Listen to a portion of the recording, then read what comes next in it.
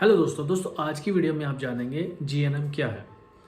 जो लड़के जीएनएम करना चाहते हैं, जो लड़की जीएनएम करना चाहती है, उनके मन में सवाल रहता है कि जीएनएम क्या होता है, जीएनएम करने के बाद हमें क्या फ़ायदा होगा, क्या सैलरी मिलेगी, कहाँ पर हम वर्क कर सकते हैं। तो ये उनके मन में सवाल होता है। तो आज की इस वीडियो में मैं बताने वाला हूँ आपको दोस्तों जीएनएम क्या होता है, जीएनएम करने के बाद आपको क्या सैलरी मिलती है, क्या इसका वर्क होता है, जीएनएम करने का आपको क्या वर्क दिया जाता है, आपकी गवर्नमेंट हॉस्पिटल में क्या सैलरी होती है, प्राइवेट हॉस्पिटल में क्या सैलरी होती है, जीएनएम करने के बाद आपको क्या फ़ायदा होता है। अगर आप जीएनएम से संतुष्ट नहीं है, जीएनएम अगर आपने कर लिया, जीएनएम करने के बाद आप कुछ और भी करना चाहते हैं तो उसमें आपको क्या लाइन दी जाती है, आप इसके आगे क्या और कर सकते हैं। तो दोस्तों आज की वीडियो में आप ये सब जानेंगे। तो दोस्तों इससे पहले अगर आप हमारे चैनल पर नए हैं तो हमारे चैनल को सब्सक्राइब कर लीजिए, साथ ही चैनल के बेल आइकन को जरूर दबाइएगा ताकि जो भी हम आगे नई इन्फॉर्मेटिव वीडियो बनाते हैं उसका अपडेट आपको मिलता रहे।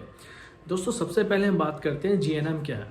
दोस्तों जीएनएम जो होता है एक डिप्लोमा होता है, एक मेडिकल डिप्लोमा होता है, नर्सिंग डिप्लोमा होता है। जीएनएम का फुल फॉर्म होता है जनरल नर्सिंग मिडवाइफरी, ये इसका फुल फॉर्म होता है। जीएनएम एक नर्सिंग डिप्लोमा होता है। इसको करने के बाद आप किसी भी हॉस्पिटल में, किसी भी प्राइवेट हॉस्पिटल, नर्सिंग हॉस्पिटल में या सुपर स्पेशलिटी में आसानी से जॉब कर सकते हैं।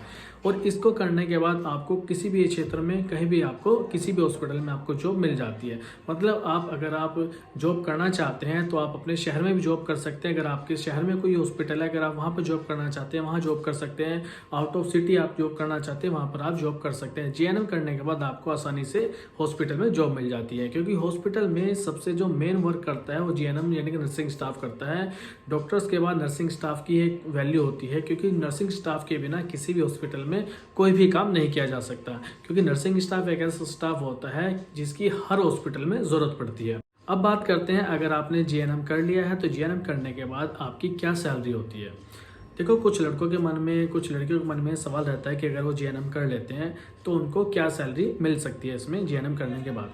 देखो दोस्तों जीएनएम जो होता है एक डिप्लोमा होता है। अगर आप किसी नर्सिंग होम में जॉब करते हैं वहाँ पर आपकी सैलरी कुछ और होती है। अगर आप किसी मल्टी स्पेशलिटी में जॉब करते हैं, सुपर स्पेशलिटी में जॉब करते हैं, वहाँ पर आपकी सैलरी कुछ और होती है, क्योंकि जॉब के अकॉर्डिंग ही आपको सैलरी मिलती है, आपके हॉस्पिटल के अकॉर्डिंग आपको सैलरी दी जाती है। तो जो प्राइवेट हॉस्पिटल में आपकी सैलरी होती है वो 8,000 से लगभग स्टार्ट हो जाती है। और ये जो सैलरी होती है दोस्तों, ये सैलरी आपके एक्सपीरियंस के अकॉर्डिंग बढ़ती रहती है। जितना आपको एक्सपीरियंस होता रहता है उस हिसाब से आपकी सैलरीज में बढ़ती हुई रहती है।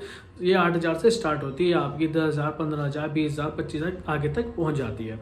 और अब बात करते हैं गवर्नमेंट हॉस्पिटल में आपकी क्या सैलरी होती है। देखो दोस्तों अगर आप गवर्नमेंट में जॉब करते हैं, गवर्नमेंट में अगर आप अप्लाई करते हैं तो इसमें जो सैलरी होती है, इसमें सैलरी की स्टार्टिंग सैलरी जो होती है फिक्स होती है। इसमें ना ही कम होती ना ही ज़्यादा होती। इसमें जो आपकी सैलरी होती है 35,000 से स्टार्ट होती है, अगर आपके पास एक्सपीरियंस है या नहीं है। लेकिन इसमें जो सैलरी होती है, चाहे आपके पास 1 साल का एक्सपीरियंस है, चाहे आप फ्रेशर हो, चाहे आपके पास 10 साल का एक्सपीरियंस है, इसमें लेकिन आपकी सैलरी सेम स्टार्ट होती है। आपकी 35,000 से आपकी सैलरी इसमें स्टार्ट हो जाती है नर्सिंग स्टाफ पे जीएनएम की बेस पर। दोस्तों अब बात करते हैं अगर आपने जीएनएम कर लिया है, अगर आप जीएनएम करने के बाद संतुष्ट नहीं है, आप चाहते हैं कि मैं इससे भी ऊपर लेवल पर जाऊं, तो इसमें एक कोर्स होता है। इसमें क्या करना है आपने, इसमें आप बीएससी नर्सिंग भी कर सकते हैं। दोस्तों बीएससी नर्सिंग कोर्स होता है, एक डिग्री कोर्स होता है। बीएससी नर्सिंग की फुल फॉर्म जो होती है bachelor of science in nursing, ये इसकी फुल फॉर्म होती है। ये क्या होता है, ये एक अंडर ग्रेजुएट कोर्स होता है। इसको करने के लिए आपके पास 12th में पीसीबी कंपलसरी होती है। अगर आपके पास 12th में फिजिक्स, केमिस्ट्री, बायो है तभी आप इसको कर सकते हैं। लेकिन अगर आप जीएनएम के बाद करते हैं तो जीएनएम के बाद आप इसको कर सकते हैं। और इसकी जो टाइमिंग होती है 4 साल की होती है। लेकिन अगर आप जीएनएम के बाद इसको करते हैं तो इसकी जो ड्यूरेशन होती है वो कम हो जाती है। आप इसको बीएससी नर्सिंग को कोर्स कर सकते हैं। लेकिन अगर आप सोचते हैं 12th के बाद इसको कर लें तो आप 12th के बाद कर सकते हैं, लेकिन आपके पास उस दौरान 12th में फिजिक्स, केमिस्ट्री, बायो होना चाहिए। बीएससी नर्सिंग को करने के लिए आपके पास फिजिक्स, केमिस्ट्री, बायो होना चाहिए, अदरवाइज इसको आप बीएससी नर्सिंग को नहीं कर सकते। लेकिन आर्ट साइड अगर आपके पास कॉमर्स है तब आप जीएनएम कर सकते हैं। लेकिन ये रास्ता मिल जाता है आपको, अगर बीएससी नर्सिंग आप करना चाहते हैं तो इससे पहले आपको जीएनएम करना होता है। दोस्तों अब बात करते हैं जीएनएम करने के क्या फ़ायदे होते हैं। कुछ लोगों के मन में सवाल भी होता है कि अगर वो जीएनएम कर लें तो उनको इससे क्या फ़ायदा है।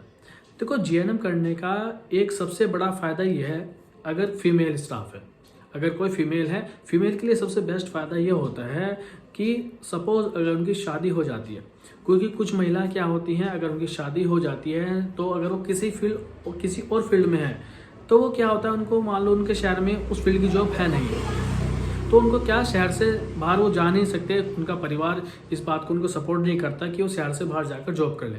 लेकिन अगर वो जीएनएम कर लेते हैं, जीएनएम का क्या सिस्टम होता है, जीएनएम अगर आप कर लेते हैं, अगर आप किसी भी शहर में रहते हैं तो वहाँ पर हॉस्पिटल ज़रूर होता है।